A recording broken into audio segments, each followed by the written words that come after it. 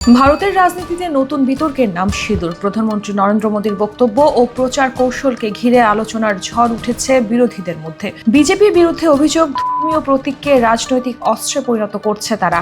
এবার এই বিতর্কে ঘি ঢাললেন মমতা বন্দ্যোপাধ্যায়।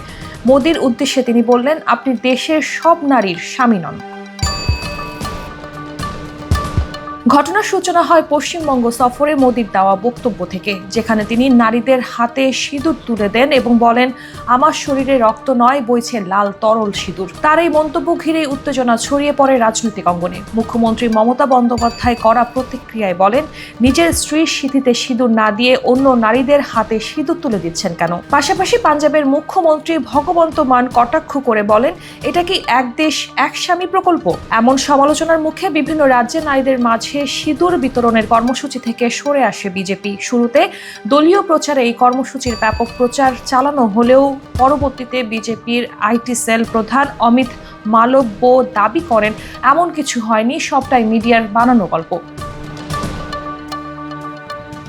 এদিকে বিতর্ক থামার আগেই নতুন করে সমালোচনার জন্ম দেয় অপারেশন সিঁদুর নামের সামরিক অভিযান। 6 মে জম্মু কাশ্মীর ইস্যুতে অভিযানের নাম এবং লোগো নাকি নির্বাচিত করেন নরেন্দ্র মোদী নিজেই। সরকারিভাবে এই তথ্য নিশ্চিত না করা হলেও অস্বীকার করা হয়নি। বর্তমানে গুজরাট সীমান্তে গড়ে তোলা হচ্ছে অপারেশন সিঁদুর স্মৃতি পার্ক, যেখানে সেনা, নৌ ও বিমান বাহিনীর সাফল্য তুলে ধরা হবে। পাশাপাশি থাকবে মোদীর প্রতিকৃতি এবং সেলফি পয়েন্ট। এসব প্রচেষ্টাকে জাতীয়তাবাদী আবেগ উস্কে দেওয়ার কৌশল বলেই দেখছেন বিশ্লেষকরা।